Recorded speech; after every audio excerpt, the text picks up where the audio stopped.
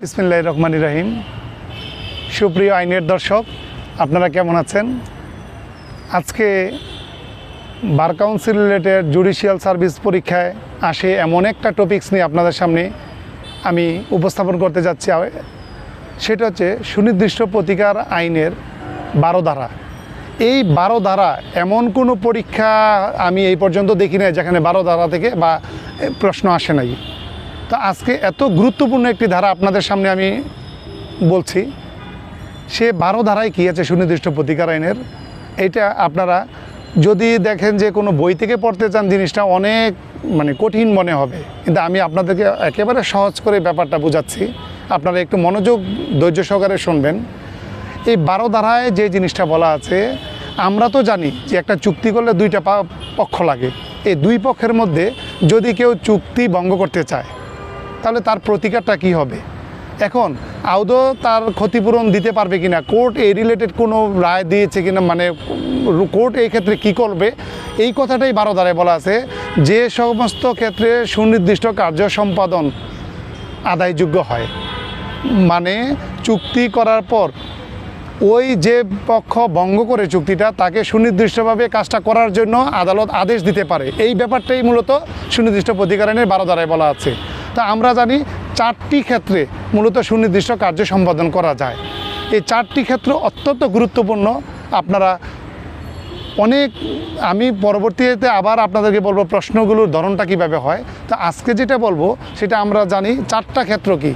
সেটা হচ্ছে যদি চুক্তিভুক্ত কাজটা সম্পূর্ণভাবে বা আংশিকভাবে ট্রাস্টের অন্তর্ভুক্ত হয়। তার আপনারা সহজভাবে মনে রাখবেন ট্রাস্টের অন্তর্ভুক্ত। এটা হচ্ছে 12 কয়ের যে উদাহরণটা, সেখানে হলো ট্রাস্টের অন্তর্ভুক্ত রিলেটেড মনে রাখার উপায়টা। আর ক্ষয়ে যেই উদাহরণ ব্যাপারটা বলা আছে, ক্ষয়ে বলা আছে যদি চুক্তিভুক্ত কাজটা সম্পাদন না করলে কার্যতে যে ক্ষতি সাধিত হবে তা নির্ণয়ের কোনো মানদণ্ড থাকবে না। তারপরে ক্ষতির পরিমাণ হচ্ছে অনির্ণীয়। এই ব্যাপারটা আপনারা রাখবেন যে যেই ক্ষতিটা হবে এই ক্ষতিটা নির্ণয় করার কোনো মানদণ্ড থাকবে না। আপনাদের কি পয়েন্ট হচ্ছে এটা। এরপরে তৃতীয় গতে যেটা বলা আছে সেটা হচ্ছে যদি চুক্তিভুক্ত কাজটা সম্পাদন না করা হয় সেক্ষেত্রে আর্থিক ক্ষতিপূরণ দ্বারা পর্যাপ্ত প্রতিকার পাওয়া যাবে না। আপনি আর্থিক ক্ষতিপূরণ পাবেন কিন্তু পর্যাপ্ত পাবেন না। আমি আপনাদেরকে আবার এই জিনিসটা এক্সাম্পলের মাধ্যমে যখন বোঝাবো তখন আপনারা ব্যাপারটা বুঝতে পারবেন। আর সর্বশেষ যেটা বলা আছে যে চুক্তিভুক্ত কাজ সম্পাদন না করলে যেখানে ক্ষতিপূরণই পাওয়া যাবে না। তাহলে দেখেন একই কথা মনে হচ্ছে, একই কথা বারবারে বলছি। আর প্রথম কি পয়েন্ট হচ্ছে ট্রাস্টের অন্তর্ভুক্ত, এটা মনে রাখতে হবে। দ্বিতীয় হচ্ছে নির্ণয় করার কোনো মানদণ্ড নেই। আর তৃতীয় হচ্ছে আর্থিক ক্ষতিপূরণ পর্যাপ্ত নয়। আর চতুর্থ হচ্ছে কোনো ক্ষতিপূরণই পাওয়া যাবে না। এই 4টা যখন আপনারা মনে রাখবেন তাহলে 12 ধারাটা সুন্দরভাবে বলতে পারবেন। এখন আপনাদেরকে আমি এক্সাম্পলের মাধ্যমে আপনাদেরকে বোঝাবো যে এই 12 ধারাটা বুঝতে হলে আপনাদেরকে এক্সাম্পল জানতে হবে। আর এই এক্সাম্পল থেকে অনেক সময় প্রশ্ন চলে আসে। যেমন ট্রাস্টের অন্তর্ভুক্তিতে আমরা এক্সাম্পল লক্ষ্য করি না, কিন্তু ক্ষয়ে যেটা বলা আছে, যেটা আর্থিক যে ক্ষতিপূরণের নির্ণয়ের কোনো মানদণ্ড নেই, মানদণ্ডের ব্যাপারটার ক্ষেত্রে অনেক সময় পরীক্ষায় প্রশ্ন আসে চিত্রকরের ব্যাপারটা দিয়ে।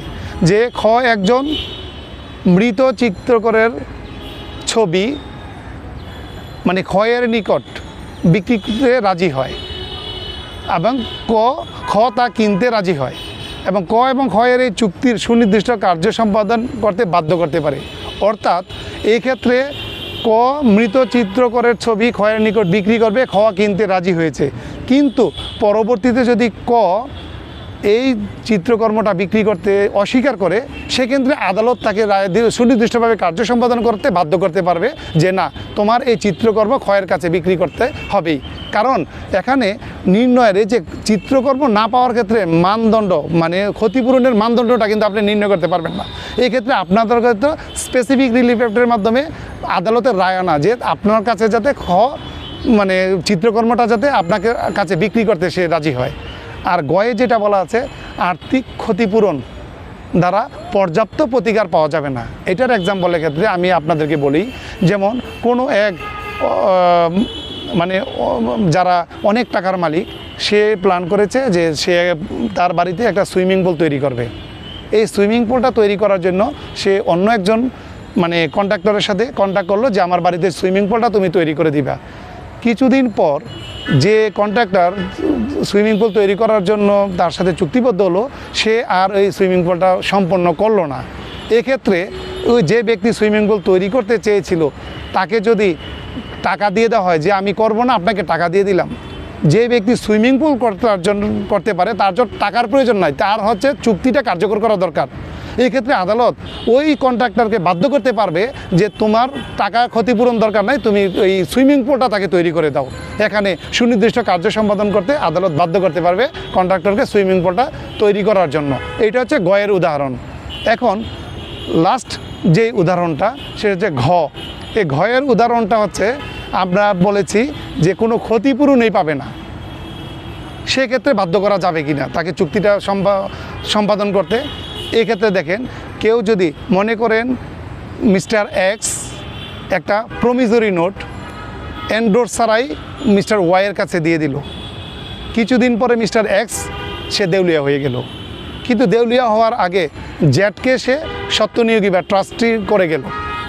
এক্ষেত্রে যে ওয়াইকে প্রদত্ত যে প্রমিজরি নোটটা যার নাকি সে এন্ডোর্স করেনি, সে জেডকে বাধ্য করতে পারবে যে আপনার মালিক, আপনার যে পূর্বতন মালিক সে যে এন্ডোর্স ছাড়াই আমাকে প্রমিজরি নোটটা দিছে, এটা আপনি এন্ডোর্স করে দেন।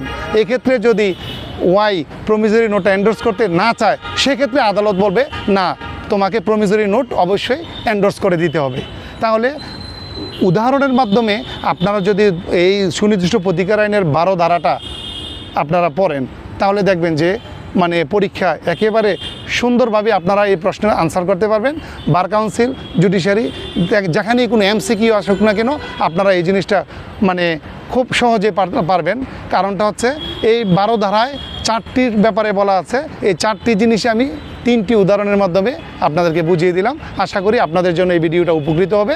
আমার চ্যানেলের সাথে থাকবেন। ধন্যবাদ সবাইকে।